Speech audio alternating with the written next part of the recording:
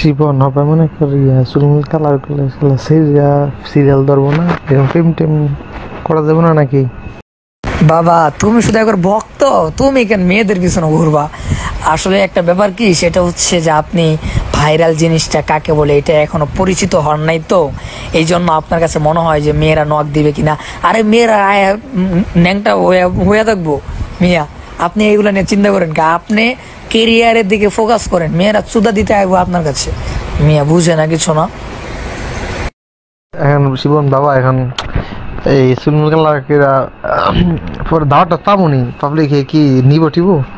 সম্মানিত দর্শক, আসসালামু আলাইকুম। আমি যখন পিকচারটা দেখছি তখনই আমার মনে হয়েছে যে এই কালপিট ছাড়া মানে এইরকম পরামর্শ কেউ দিতে পারে না, কারণ ওর দ্বারাই এটা একমাত্র সম্ভব।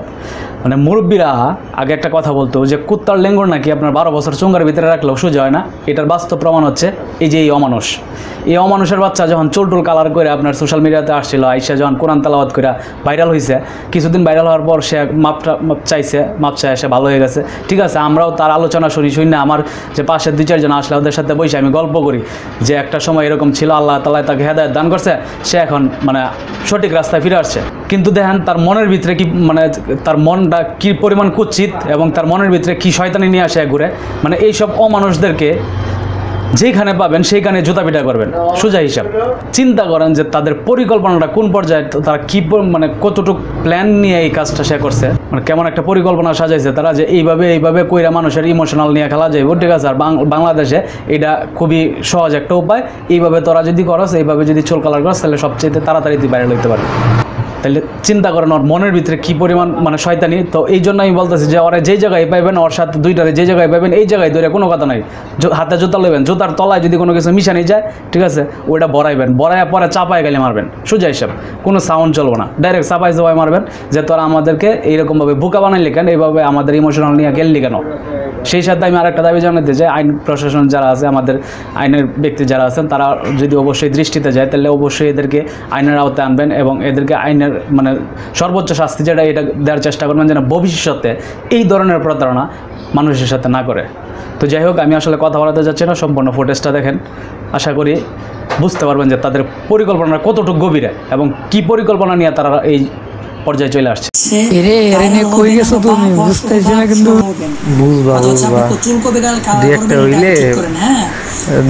তোমারে ভাই ভাই কই বলেছিলাম বুঝবা। আপনি আগে চুল খালি লাল করা লাগবে, জীবন কি অবস্থা? ঈদ মোবারক।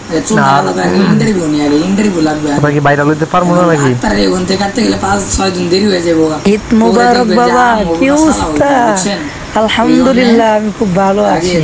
এখন কথা হচ্ছে ভাইরাল হবেন আর বাপ সহ হবেন। কথা হচ্ছে আপনি চুল কবে কালার করবেন এটা আগে ঠিক করেন। হ্যাঁ, মানে আমি সেলুন দেখতেছি, ঠিক আছে, আপনি আগে চুল খালি লাল করা লাগবে, পরেরটা পরে দেখা যাবে না, বুঝছেন না? চুলটা কালার আগে ইন্টারভিউ নিয়ে আগে ইন্টারভিউ লাগবে আগে। এখন ডাক্তারের এই ঘন্টা কাটতে গেলে 5-6 দিন দেরি হয়ে যাবো, পরে দেখবেন যে আম হইব না শালা হইব না, বুঝছেন? এই জন্য আগে খুব তাড়াতাড়ি কিছু একটা করতে হইব। আপনি এইগুলো নিয়ে চিন্তা করেন, আপনি ক্যারিয়ারের দিকে ফোকাস করেন, মেয়েরা চুদা দিতে আসবো না, বুঝে না কিছু করা যাবে না নাকি? বাবা তুমি শুধু একবার ভক্ত, তুমি কেন মেয়েদের পিছনে ঘুরবা? আসলে একটা ব্যাপার কি, সেটা হচ্ছে যে আপনি ভাইরাল জিনিসটা কাকে বলে এটা এখনো পরিচিত হন নাই, তো এই জন্য আপনার কাছে মনে হয় যে মেয়েরা নক দিবে কিনা। আরে মেয়েরা ন্যাংটা হয়ে থাকবো মিয়া, আপনি এইগুলো নিয়ে চিন্তা করেন কা? আপনি কেরিয়ারের দিকে ফোকাস করেন, মেয়েরা চুদা দিতে আসবো আপনার কাছে। মিয়া বুঝে না কিছু না। এই জন্য হচ্ছে আমি শিবন বাবা এখন এটা প্রথম এই চুলমুল কালার দাওয়াটা পাবনি, পাবলিক কি নিব টিব? বাবা আপনার এই জন্যই সিস্টেমে কাজ করতে হবে, এই জন্য তো আপনাকে বলছি যে সিস্টেম, যেমন আসাফ নূরকে দোষ দিবেন আপনি, তারপরে হচ্ছে বড় বড় নাস্তিক যারা তাদেরকে দোষ দিবেন যে তিনাদের সাথে আমি মিশেছিলাম, এই জন্য হচ্ছে আমি এরকম হয়ে গিয়েছি। হ্যাঁ, এটা প্রথম বলা যাবে না। প্রথম আমার মন স্বাধীন, আমি আল্লাহ রাসূলকে গালি দিই নাই, আমি ধরনের বিরুদ্ধে কথা বলি না। আমার মনে চাইছে যে আমি ওখানে থাকবো, আমি টিকটকও করি না, আমি কোনো ভিডিও করি না, আমি কোনো কিছুই করি না। হ্যাঁ, আমার মন চাইছে আমি মনের মতো থাকি। এখানে কারোর প্রবলেম হয় তাহলে তো আমার করার কিছুই নেই। লাইক হাফিদ্দিন ধর্ম মানে কেমন অর্থ তা করা আমি ছেলে কথা হচ্ছে যে আমি আমার মতো থাকি, আমি কাউকে ডিস্টার্ব করি না, আমি কাউকে বলিও না নামাজ পড়ো না, তুমি কাউকে বলিও না এটা হারাম ওটা হারাম, আমি আমার মতো থাকি, আমার ভালো লাগে এই জন্য থাকি। যখন আপনি ভুল বুঝতে পারবেন তখন হচ্ছে আপনি এটা বলবেন যে আমি বড় ভুল করে ফেলেছি, আপনারা আমাকে ক্ষমা দৃষ্টিতে দেখবেন। আসলে আমি ইহুদি খ্রিস্টানদের চক্করে পড়ে আমি আমার নিজেকে আমি হারিয়ে ফেলেছিলাম, আমি যে আলেম এটা আমি হারিয়ে ফেলেছিলাম, যে আমি একজন আলেম আমার কীভাবে থাকা দরকার এটা আমি ভুলে গিয়েছিলাম। আপনারা আমাকে ক্ষমা দৃষ্টিতে দেখবেন, আমি তওবা করে ফিরে আসতে চাই, আমাকে হচ্ছে একবার সুযোগ দেওয়া হোক, আমি আমার ভুলটা বুঝতে পেরেছি, আমি জাতির কাছে ক্ষমা চাই, আল্লাহ সুবহানাহু ওয়া তাআলার কাছে ক্ষমা চাই, যেন আল্লাহ তাআলা আমাকে মাফ করে দেন। আসলে আমি বুঝতে পেরেছি টাকাই সব কিছু না, আমি বুঝতে পেরেছি যে আমার আখিরাতকে গুছাইতে হবে, এই দুনিয়াটা পরীক্ষার একটা হল, আমি দুনিয়াতে কিছু না করতে পারি তাহলে আখিরাতে আমি কি জবাব দিব, এইগুলা বইলা তারপর মানুষের ইমোশন কাটতে হবে, বুঝছেন না ভাই। এই মেয়ে এইগুলা দিলে আরে আমি তো আমার 3 লাখ 25,000 বক্তা থেকে চুরি মাইরা দিয়ে গেছে গা, এর লেগে আমি হয়ে গেছে। আমি আর ওয়াক দেশের ধ্বংসের কারণ তারা ভাই আপনি বেশি বুঝতে চান না ভাই, এই মেয়ে এইগুলা যদি আপনি জড়ান ভাই তাহলে মানে পুরাটাই বাস মেরে দেবো ভাই। আমি যেটা বুঝছি ভাই এটাই শুনেন ভাই, বেশি বুঝেন না, পরে যদি চলে তাহলে আমি দায়িত্ব নিতে পারবো না। আমি যেমনি বুঝছি সেমনি কাজ করেন, খ্রিস্টানদের উপরে দুষ্টাবাই দিবেন, তখন মানুষ এটা মনে করবে যে না ওরা খ্রিস্টানরা টাকা দিয়ে কিনে নিয়েছিল আবার ফিরে আসছে, এটা মানুষ মনে করবে। কিন্তু ভাই যদি আপনি মেয়ের সম্পর্কে যদি কিছু বলেন তাহলে সালা মেয়ে চুকছে ভাই এটা করলে মানে পুরো মানুষের কাছে খারাপ হয়ে যাবেন আমার মতো, বুঝছেন ভাই। এই জন্য আপনি খ্রিস্টানদের উপরে দুষ্টাবাই দেন ভাই, বুঝছেন, আপনি বোঝার চেষ্টা করেন। আপনি কি আমার নাসির ভাই বেছে নিয়ে আমার মাথার ভিতরে লজিক পরিমাণে আমার মাথার লজিক সম্পূর্ণ হচ্ছে বুদ্ধি থাকে ভাই, আপনি আমি যেটা বই সেটাই শুনেন ভাই, হয়তো পরে পস্তার লাগবে ভাই।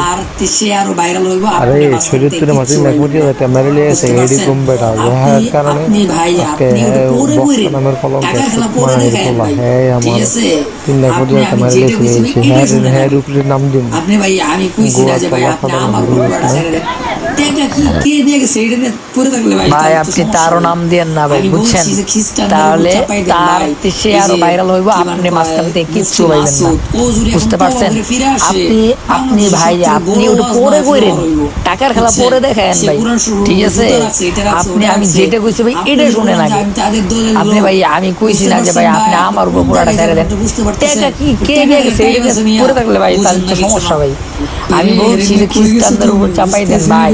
এই যে কি বান কয় মুফতি মাসুদ ও যদি এখন তওবা করে ফিরে আসে, বাংলাদেশের সব থেকে বড় ওয়াজ মাহফিল আর বুঝছেন, সে কোরআন শরীফের উপর জুতা রাখছে, এটা রাখছে ওটা রাখছে।